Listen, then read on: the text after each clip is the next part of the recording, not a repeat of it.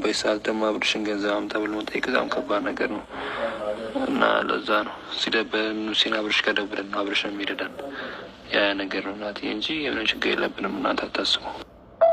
ላውቅሽ ያው እኛ እኮ አብርሽ ጋር ላይ ነበር በአካል እና የመኪና በር ከፍለን አብርሽ አትምጡ ስላለን ነው።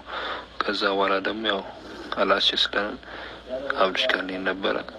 ትንሽ የገንዘብ ችግር ስላጋጠመን ነው። ያው እንደምታየው ሁሉም ደግሞ እዚህ የምታየው ጀማው ስራ ምናምን የሚሰራ ጀማ አይደለም።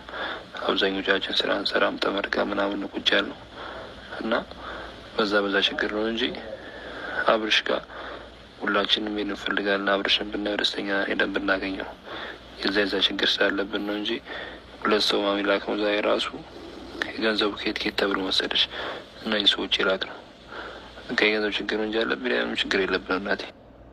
ቤተሰብ እንዴት ናቸው? ጉድ ስሙ ማለት ነው። ይሄ ኪያ ነው እና ብሩኬ የሚባለው ትናንትና ቪዲዮ ሰርቶ ነበረ አይደል? አሁን እንዳዳመጣችሁት ቮይሱን ማለት ነው። እና ትናንትና ቪዲዮ ሰርቶ እኔ ራሱ ኮሚቼ ነበረ ምናምን፣ ቪዲዮን ግን ፕራይቬት አደረጉት ማለት ነው። ምክንያቱም እንዴት ውጥር እንደሚያደርጋቸው እነዚህማ ሽንት ቤት ሲገቡ ራሱ ሶፍት የሚይዙ ወንዶች አይደሉም ማለት ነው። ያስታውቃሉ። ገባቸው አይደለ?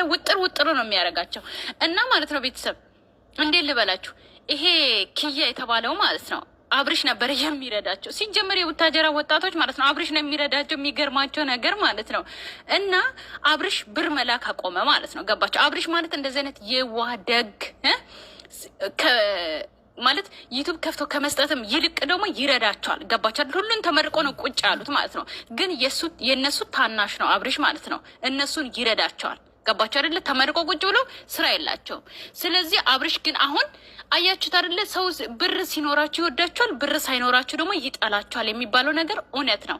ከዛ አብርሽ ደግሞ ብር መላክ ሲያቆም ማለት ነው ያችን የበፊት የነበረችውን ፍቅረኛ አምጥቶ የእሱን ህይወት ለመበጥበጥ የእሱን ትዳር ለመበጥበጥ እንደመጡ በእርግጥ ይሄ ቮይስ በደንብ ነው የሚያሳየው ማለት ነው። የኔ ቤተሰብ እንደሰማችሁት። ምክንያቱም እሱ ብር አልክም ብሎ እምቢ ሲል ማለት ነው የሚረዳቸውን ወይም ደግሞ በፊት እየረዳቸው የነበረውን በቃችሁ የራሳችሁን ስራ ስሩ፣ እኔም የራሴ ትዳሬን እየኖርኩ ነው፣ ራሳችሁም ሰርታችሁ ራሳችሁን ቻሉ ብሎ ብሩን መላክ ወይም ደግሞ እነሱን መርዳት ሲያቆም ማለት ነው በፊት የነበረችውን ፍቅረኛውን አምጥቶ ማስፈራራት ወይም ደግሞ እሱን ወይም ደግሞ አብርሽን ወይም ደግሞ ሩታና አብርሽን ለማፋታት ወይም ደግሞ አብርሽና